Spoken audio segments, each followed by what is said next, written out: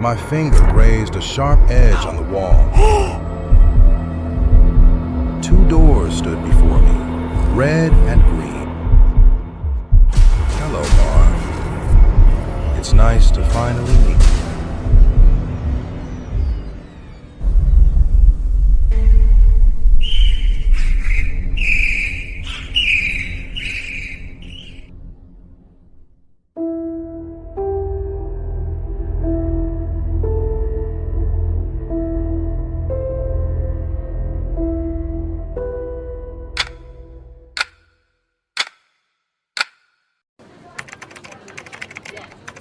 I appeared back at the shop. This time I wasn't shocked or confused. I was determined. I knew what was coming. The broken nose, the sack letter, then the tech company job offer. But I had other plans. That same morning, before my boss could raise his fist or accuse me of theft, I walked out. I resigned. Back home, waiting for the job offer I knew would arrive, a thought struck me. My goal is to make money, not to slave away. If I already know what's coming, why not capitalize on it? I picked up my phone, opened the betting apps of the shop I used to work for, and started placing bets. At first, I was cautious, small amounts, testing the waters. Each time the bets came through. My skepticism gave way to confidence, then from confidence to recklessness. I went all in. By evening, I wasn't just winning. I was rolling in cash. My balance shot up to hundreds of millions. Later that night, the inevitable job offer came. This time, I ignored it. Why should I suffer at a job where I'll eventually be framed? Instead, I opened more betting accounts and multiplied my wins. By Saturday, my life had transformed.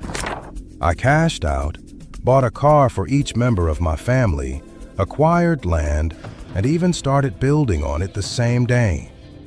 And because poetic justice tastes best with money, I went back to my old shop, bought the place, and fired the manager on the spot.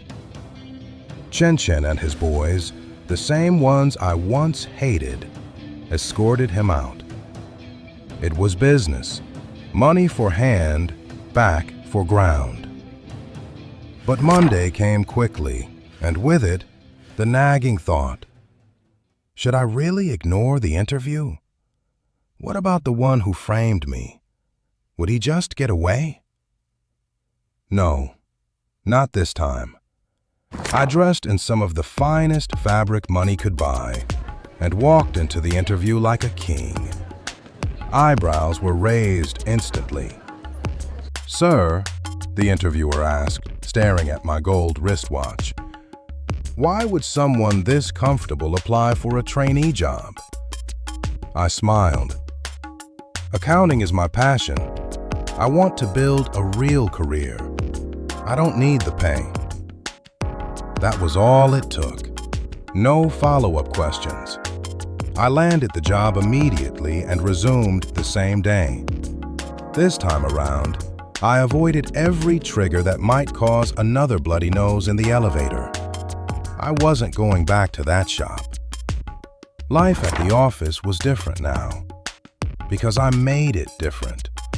I sponsored small Friday parties, handed out gifts, funded random outings. In no time, I became everyone's friend. With wealth behind me, promotions came faster than before.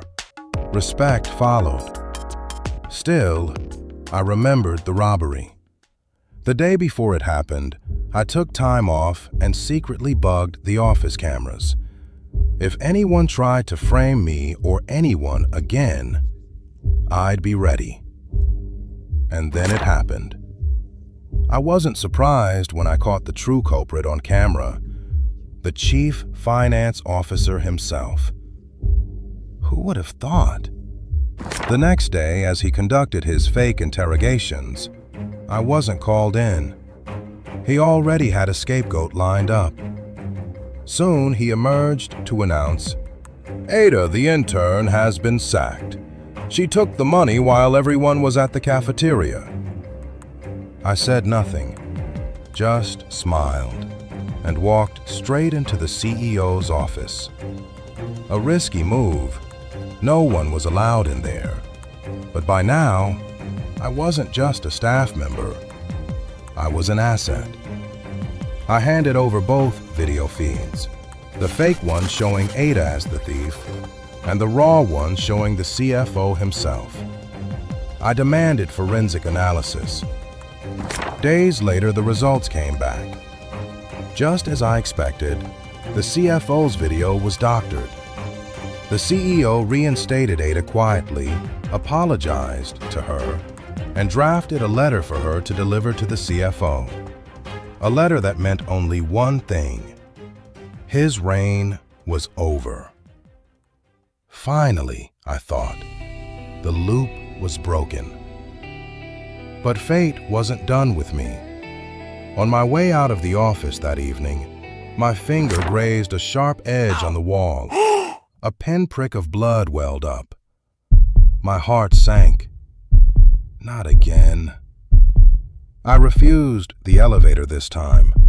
Determined, I pressed the stairwell button and began the long descent from the 13th floor. Step after step, I told myself I'd beaten the loop. I'd escaped. But as I reached the ground floor, the world warped. The lobby was gone. Instead, two doors stood before me, red and green, just as before. Only this time, there was something different. Someone was sitting between them this time, not just the usual abandoned seat. His face flickered, unstable, hidden under a black hood. "Hello, Marv," he said, his voice a deep growl that sent chills crawling up my spine. "It's nice to finally meet you." What was going on?